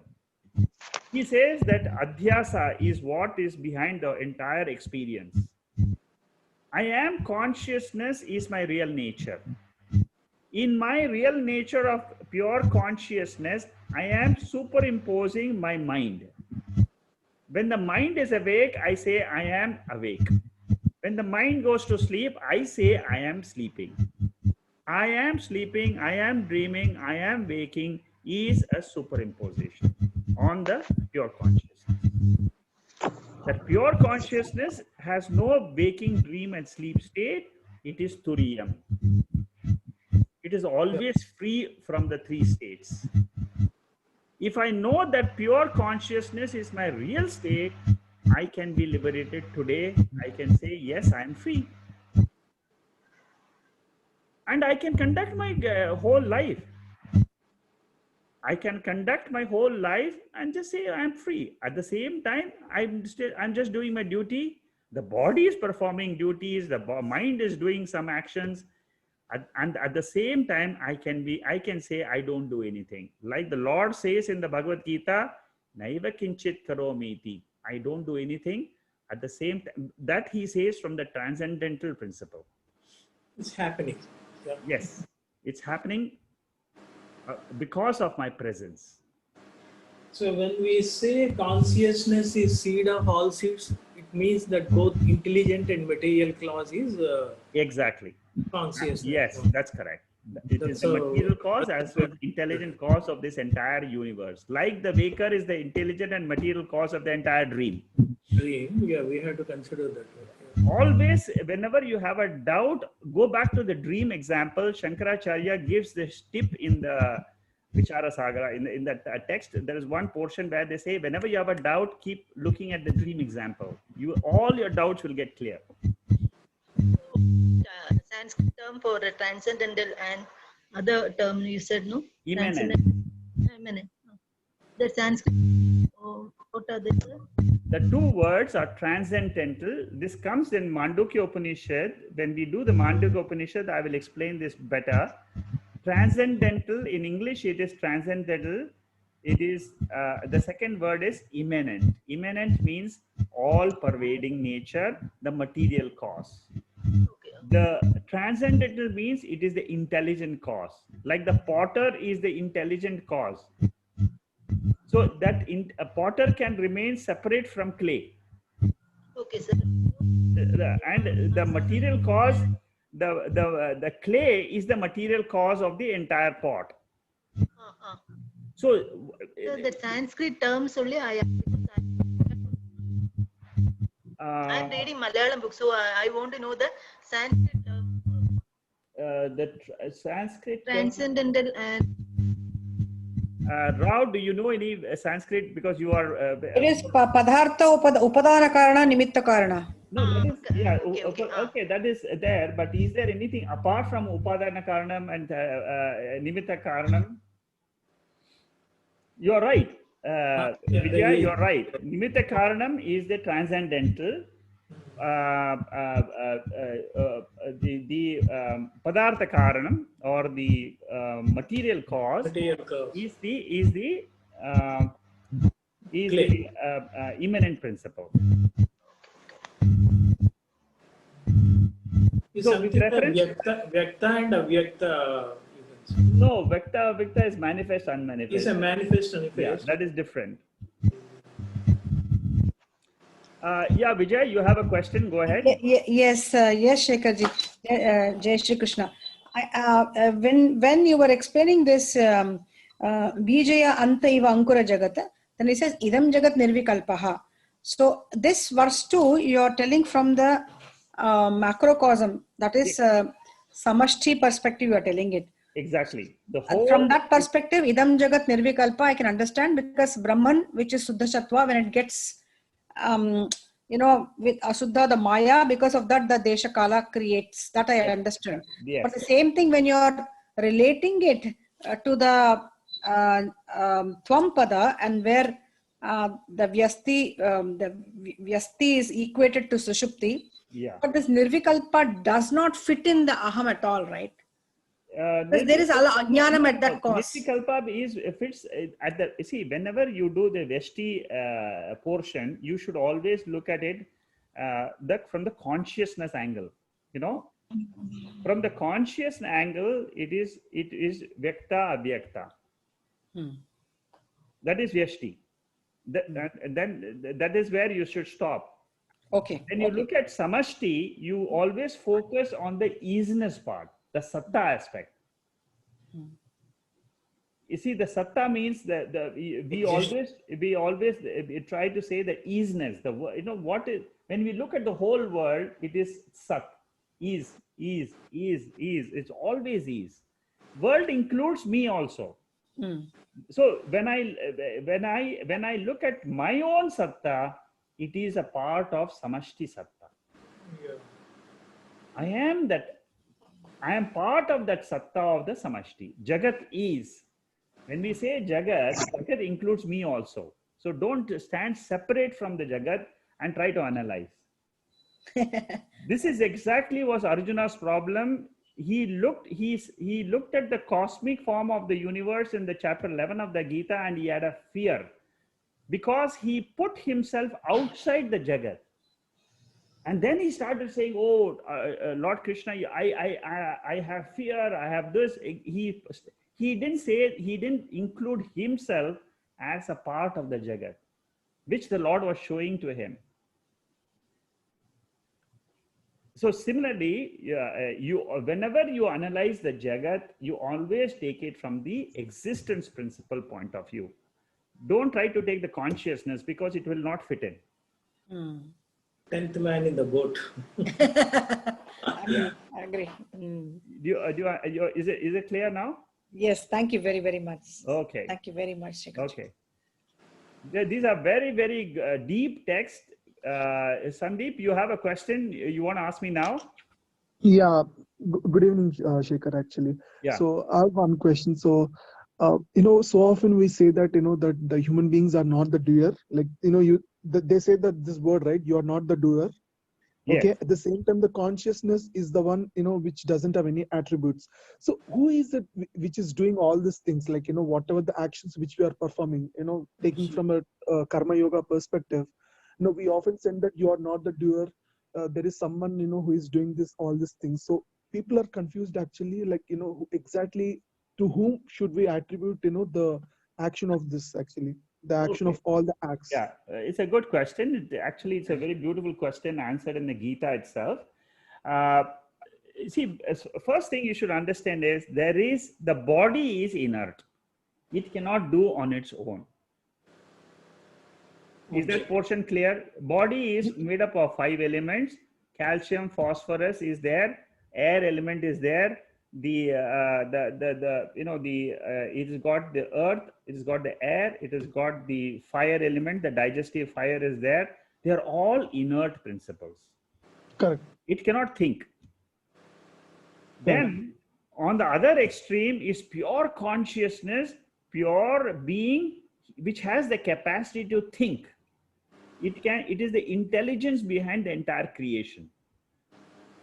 But it doesn't have a body. Correct. Okay, so there are two extremes. On one extreme, there is an inert world. On the other extreme, there is Bhagavan, there is consciousness, there is sentiency. But they cannot on their own do things. Both of them are akarta, abhokta. Is that clear? Yes, yeah, it's clear. Yeah. Now, what happens in creation, which you and I are experiencing, is which we are experiencing because we are karta bhokta. And who am I, which is a karta bhokta? It is a mixture of the consciousness in this body, along with the mixture of the 5 elements, which is the inert element. The mixture is called as the jiva.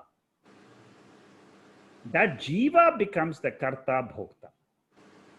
For a period of time, again he drops this body, again he becomes karta bhokta. This cycle is going on again and again and again.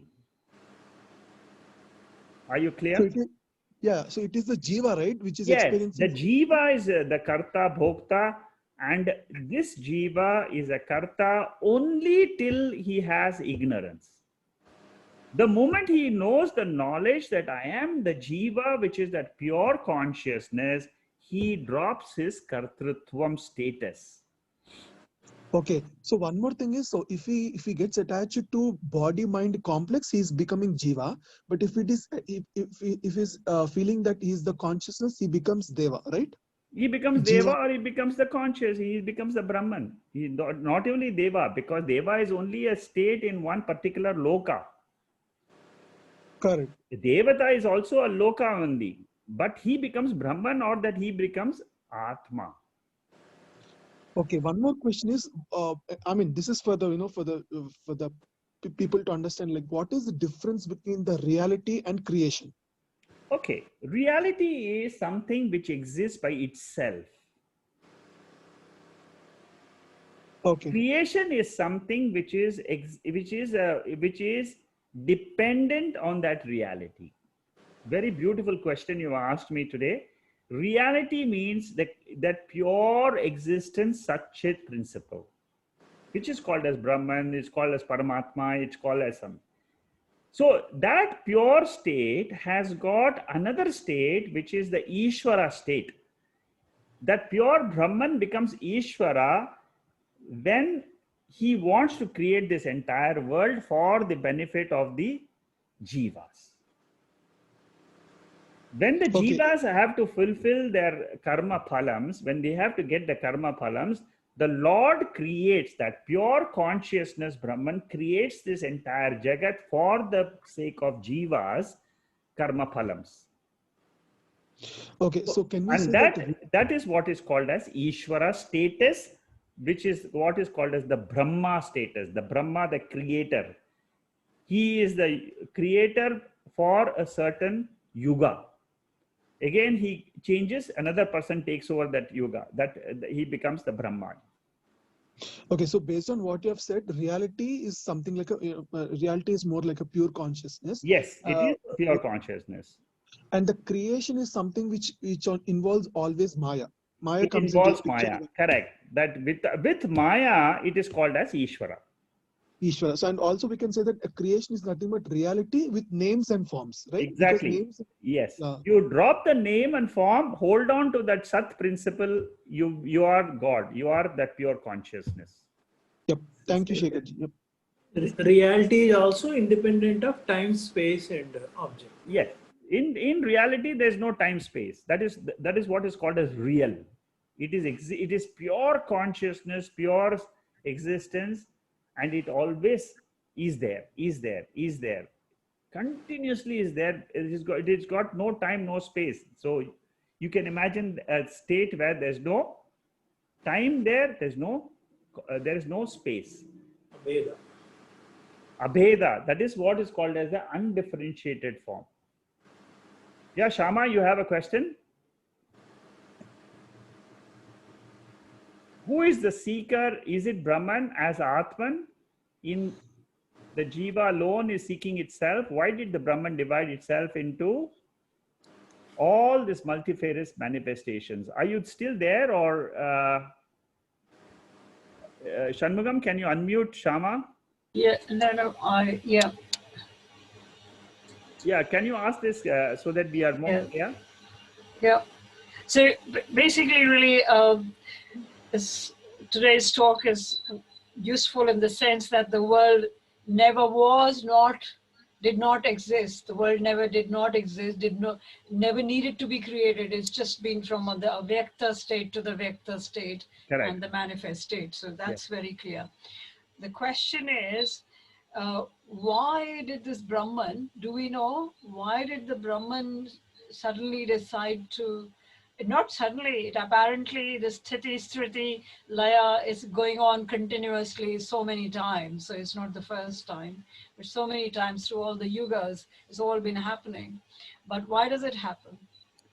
See, the thing is that you're asking the question from the body point of view, from the mind point of view. No, the whole of it. Yeah, when you look at it from Brahman's point of view, there's no creation, there is no appearance, nothing. I am there. Aham Brahma Asmi means I am pure. I am always there. I am pure existent. I am pure consciousness. There is no world in me. But when you look at it from the body angle and the world angle, yes, your question is correct. The answer to that question is Brahman has created, this is the answer from the scriptures. It says that Brahman has created this creation for the karma phala bhogaha. Why? Yeah, your intelligence will keep asking because ultimately There's a mindlessness. There's a mindlessness about yes, it, you know, you see, karma phala, and who karma, determines that karma phala? Yeah. And what I'm doing is papam or punyam. You know, I'm listening to you, is it papam? See, this is what is called as the Maya Shakti. You see, this, you cannot explain. Yeah. At the end of the question and answer, it will only end at any time. Any question on anything in creation will always end with I don't know. Why punyam? I don't know. Why papam? I don't know. Why first karma? I don't know. Why karma phala data? I don't know.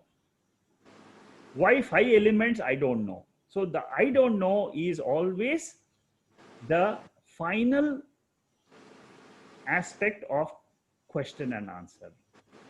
Up to a certain extent, yes, the intellect can get satisfied with question and answer, but this pure consciousness is beyond logic.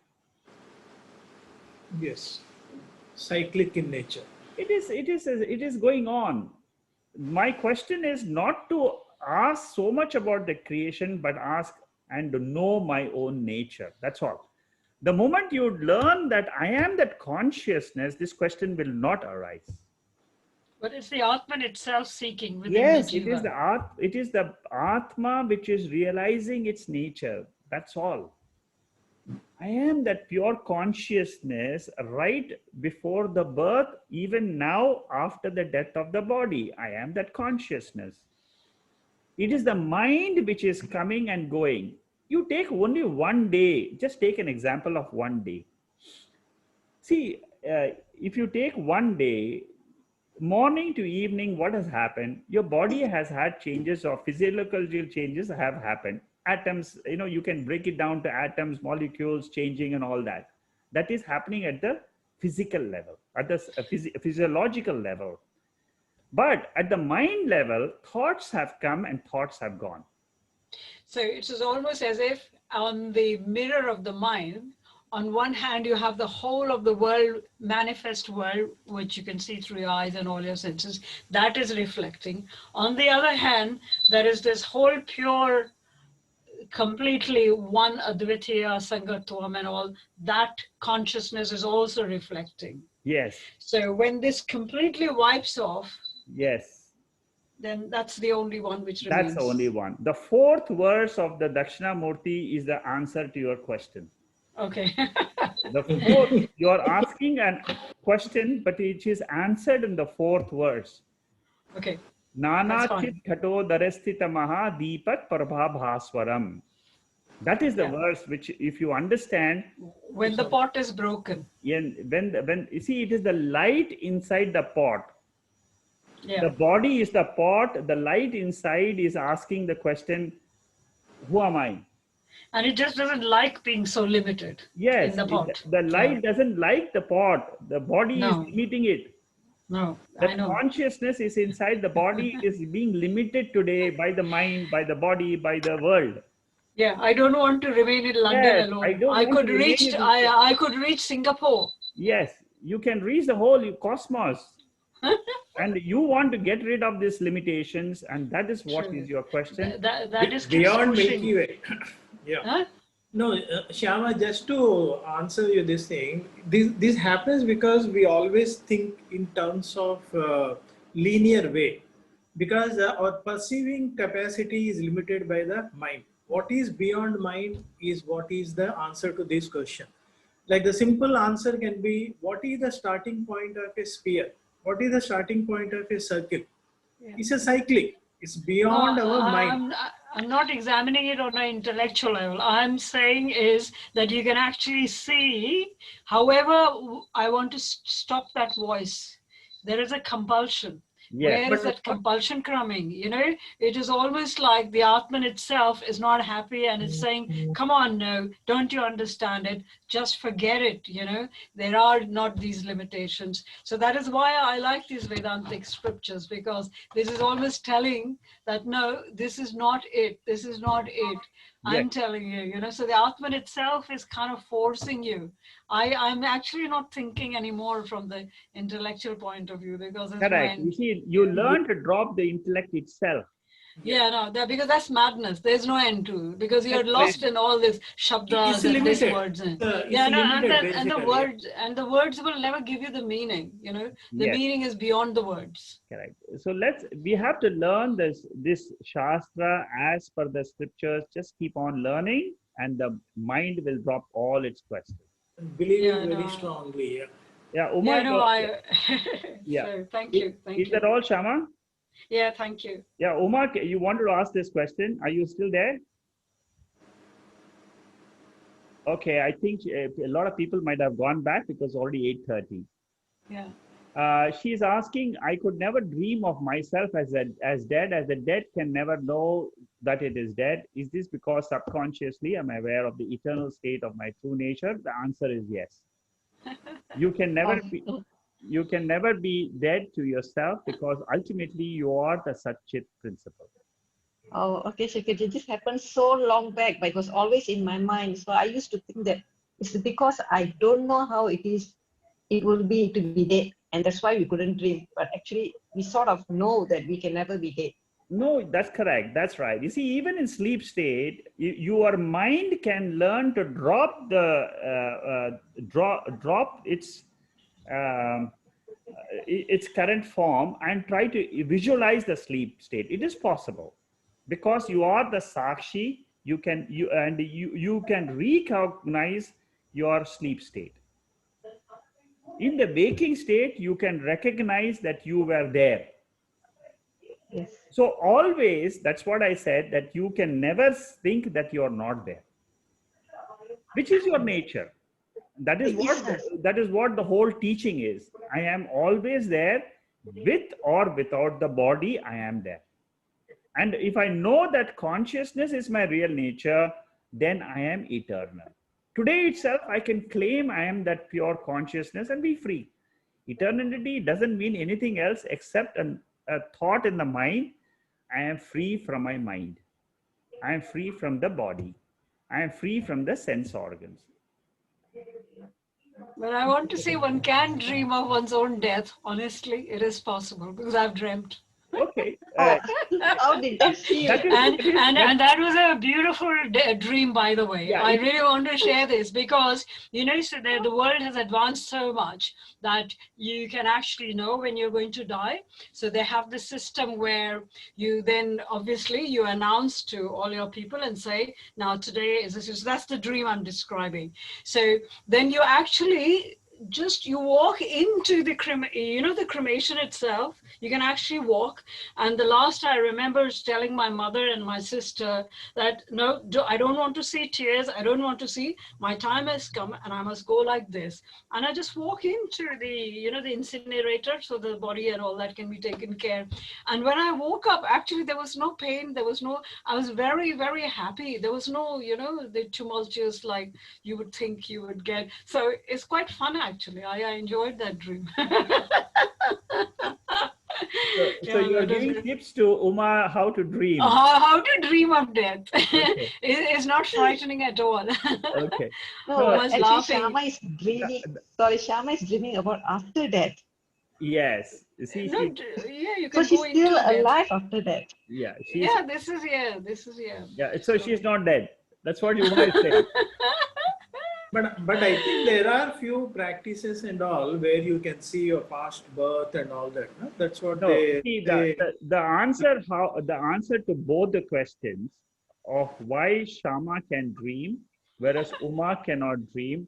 The answer to this, what the scriptures say, is the impressions which Shama has is different. The Karana Shariram which Shama has is different than what Karana Shariram Uma has. It's different in the mindset, and the actual experience which Shama has got is the karma phalam which she has got from the Lord. It is part of the prarabdha karma which is getting exhausted. Oh, that's interesting actually. I did read about it, that even the dream as well, some people will exhaust their prarabdha. It is. That is what is the scriptures they tell us. That a part of your karma is getting exhausted in your dream. Yeah. That's all. Funnily, And other people's deaths, when other people's deaths when I've seen, like my mother or some other people, then I have felt very upset, because I was remaining. But when I myself have gone, it was a very happy time. Okay. Anyway, these are all karma phalam I'm exhausted. sorry. Yeah, I'm sorry. It's just fun. You remember that you are just a bhokta in the dream. That's all. You don't have a willpower to change the dream, to do anything in dream. So Uma's karma phalam, it says there is no death. So she is free. Whereas you think there is death. That is your karma phalam. Now that is why you are free and saying you are more educated now and enjoying that class. In the 10 verses, is there any mention about the consciousness where you can consciously use it as a sankalpa towards more self-control, towards more... The Bhagavad Gita clearly says in sankalpa. You can use the ultimate teaching is you use your that you are the pure consciousness and you have a complete control on the willpower. You can. Yes, okay. You can. Because I really wish. As you grow in spirituality, your willpower goes up. Before I die, that's all I want. Yes, your willpower goes up and you will be able to say, yes, I have learned. And see the more this knowledge comes in, the more you keep listening, you will definitely find a transformation in your thinking. Wow. 100%. There is a guarantee you will find a transformation in your thinking. Thank you. I must applaud at that. It's 8:40 now in Singapore. We will close. And Shubharatri. We'll have more questions next week. Thank you. Good night. Thank you. Good night. Thank you, Shekhar bhai. Thank you. Thank you. Thank you, Shekhar ji. Good night. Good night. Night. Thank you.